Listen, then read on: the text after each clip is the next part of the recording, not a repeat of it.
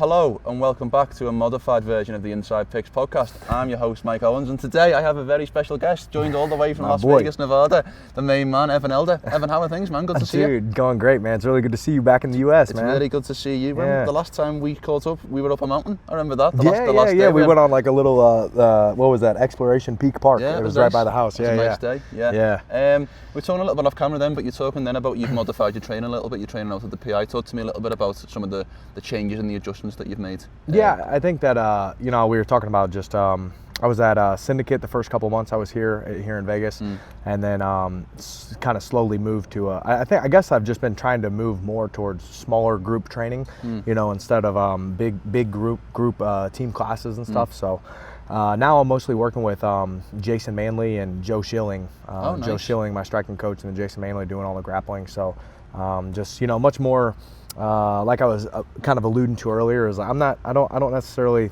say that I need more attention, but I do need more intention. I don't want to just show up and do what is generally good. I'm trying to be much more specific and figuring out what it is exactly that I need to be working on at this specific moment. What I need to master next. Work towards mastering, and just being a little more intentional with my training.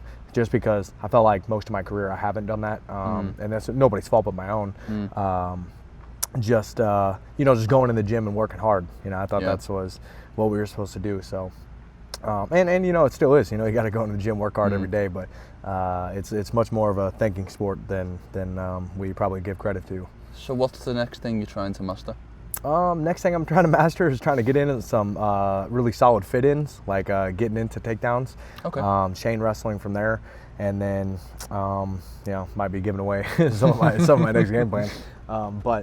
But yeah, just takedowns, incorporating more better level changes and fit-ins, not just shooting from too far out. Setting up well with my strikes and stuff. But that's mostly what we're working on now. Fine-tuning the striking and the grappling and everywhere else, of course, but just being more intentional on specific positions. We were talking a little bit in the Uber up here, but you've been in Vegas for quite a while now. I know that you go back home. I know that you see other different places, but you don't strike me as somebody who would like to partake in some of the things that Vegas has to offer in terms of the drinking and the gambling and the so on and so forth. So I'd like to ask, what's the best and the worst thing about living in Las Vegas? Best is, just the training. I just love the environment here. I think that the training is great. It's the fight capital of the world. You got all the training partners you need, all the coaches, massage therapists, and of course being at the UFC PI, that was like one of the main reasons I came out here, just because whenever I moved out here, it's been about a little over a year now.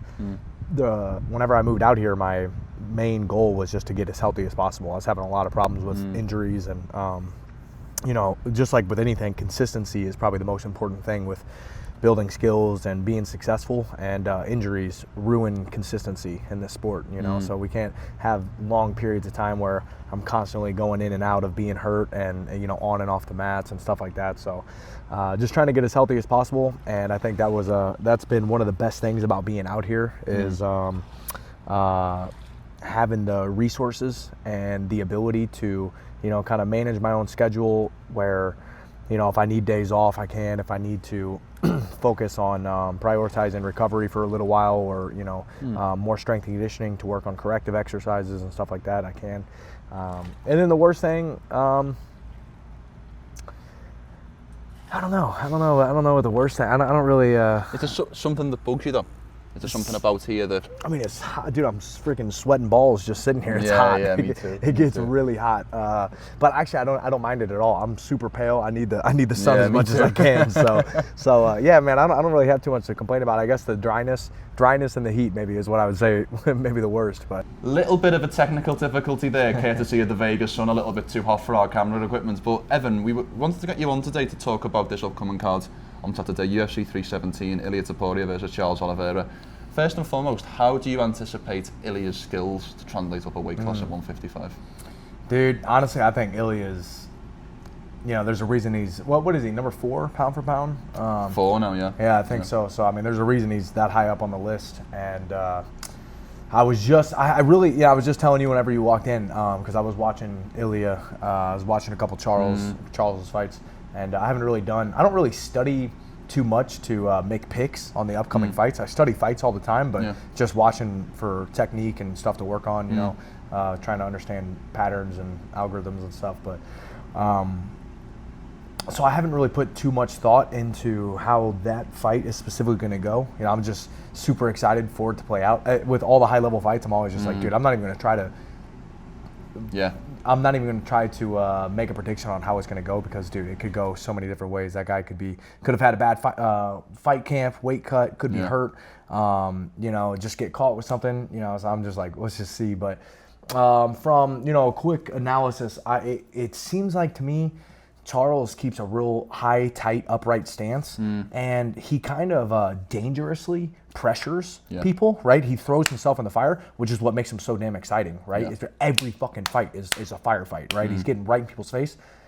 I don't know if that's going to fly with Topuria. I don't think that that's going to work well because Topuria's whole game is in a low stance, weight heavy on his legs, so he has a lot of power to transfer through his hands, right? Yeah. That's why he has such a good, solid foundation. That's why he can hit so hard. But he's always trying to find his way into the body, kind of digging his way into the body. I always think about it like climbing a rope, right? Yeah. Like I don't want to just reach straight up. I gotta climb my way up to the top, just like going to the head. He digs his way into the body and he gets his feet in position. Now he can crack the head. When Charles is doing the pressuring, he's making Ilia's job easier to close that distance, right? And then also, I think Charles is mostly successful when he's going forward. So I think that's going to take away of a lot of Charles's striking success because he's going to have to be the one going forward and pressuring to be successful, and that's going to play right into Ilia's game. And I think Ilia is going to benefit from that even more.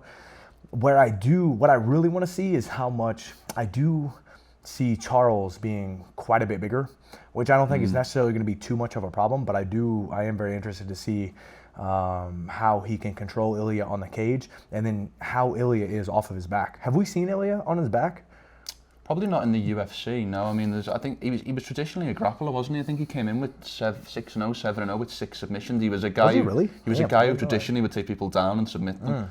I don't think there's been much tape of him on his back, but that's obviously an area that Charles could potentially exploit. Yeah, I'm excited to see if Charles can implement the grappling with him on top. And I'd love to see if he can shut down Charles's offense off of Charles's back. Because Charles is super dangerous off of his back. So yeah, we'll see, man. I think that's one of the most exciting, compelling fights coming up. But there's a ton more. Is it must win for Charles? I mean, obviously he's been champion, he's lost the belt. I mean, he had the close fight with Saruk and he bounced back with the win with Chandler, but he's back in this title opportunity. You might assume at 35 years of age, given how deep 155 is, this could be his last crack to win a world title. Do you see it in those terms? I think it totally depends on. I would imagine it's kind of whatever Charles thinks. If Charles is, I would not doubt if Charles is kind of, of course, as long as we're fighting the especially somebody at Charles's level, the goal is always to be champion. You know, it's like you're never in the sport not to do that. But at the end of the day, whenever I would imagine when you're getting close to the end of your career, you're reaching 35 and you're kind of reaching the end of your prime and stuff like that. And especially once you've already had the success that Charles has, dude, he's a freaking superstar. It's like people love that dude, and rightfully so, man. He's the man. I love Charles. But I would not, I wouldn't put it past him if. I don't think it would be the end of the world, especially with the way he seems, like his character, his integrity. He would be okay with just putting on a couple more exciting fights and maybe not chasing gold or whatever. But I don't know. I don't think that it's going to hurt him. If he loses, I don't think people are. I think it's going to be more of a testament to how good Ilia is than it is like, oh, Charles is done. So, but yeah, I don't know. I don't have a great answer to that question. I like to ask fighters questions like this, and I know that you've been spending some time watching tape on this upcoming fight. Ilia's undefeated. Nobody's been able to get the job done against him. Take your skills or take a specific opponent's skills out of it for a second. If you were building a game plan to beat Ilia Topuria, what do you feel like would be the key somebody would need to implement? Max was doing a great job. I think Max was doing a great job, and I think that's one of the differences in this fight coming up is going to be a big difference. Is Charles keeps this real tight, hands close to his face guard, right? I think Charles is going to offer a lot of problems with down the middle, long teeps. Right, it's one of Charles's best weapons, and then the knees right up the middle because Ilia takes a lower stance anyways, and he's already shorter. So I think he's got to watch out for that. So the teeps and the knees up the middle, I think, are a great game plan. If I was trying to figure out how to beat Topuria, but the difference, in my opinion, Max's fighting style, he keeps much longer guard, and it makes you have to work through all this space. You can't just walk through this space without having to earn it, right? He's keeping something out here and constantly pawing at you and making you have to move your head, trying to come in and moving your head, incorporating your head movement with your footwork makes it a lot harder to close the distance. Instead, when somebody's just back here, now you can almost freely close this distance, right? You're not making me work around or through something. So I would probably be trying to keep a long guard, feint, move, draw the big shots out of Ilia because he's trying to time your jabs, your whatever to try to slip to cover the distance, get you while your feet are planted whenever you've committed to a strike. So I think you'd have to be real active with the long strikes, keeping things down the middle, not letting them close the distance, going to the body to climb over the top to go to the head.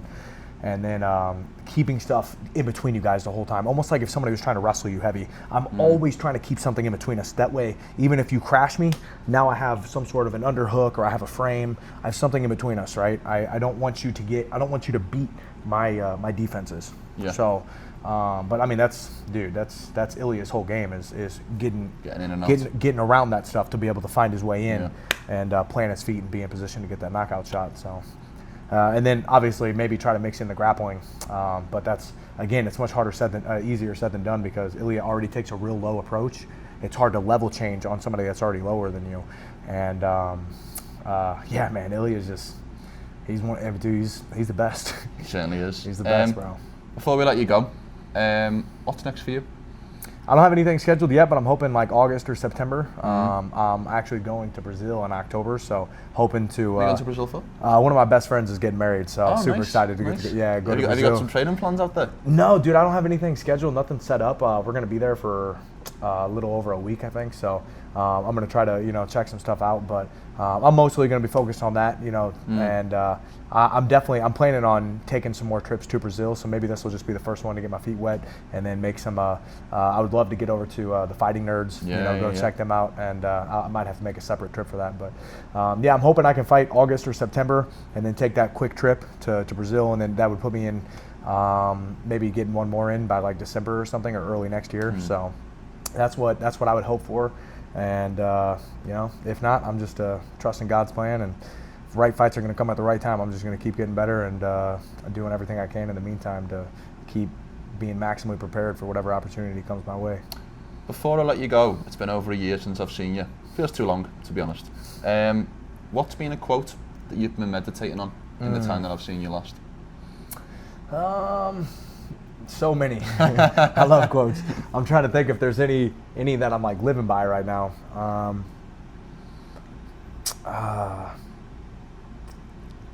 Man. Put me on the spot. I'm brain farting. But I don't know, man. I think one of my favorite Bible verses just came to mind. 2 Timothy 1:7, for God did not give us a spirit of fear, but of power, love, and of sound mind. And that's huge to me because I think that taking chances is so important in life, and not letting fear keep us from the things that we want to do and pursue. And no matter what you're doing, I think no matter who you are, what you're doing, when you go to step outside your comfort zone, we're going to be met with fear, right? We're going to have that uncertainty, leaving the things that we know and we're certain of, right? To venture off into the things that are greater. It's going to come with this uncertainty, and that uncertainty almost always brings fear of some sort. It'll disguise itself in different ways, whether it's anxiousness or nervousness or doubt, whatever it may be. But I know that that's not of God. God did not give us a spirit of fear, but He gave us a spirit of power, love, and of sound mind. So I'm listening to the wrong voice whenever I'm listening to fear. My man, pleasure. Always good to see you. Always good to see you, bro.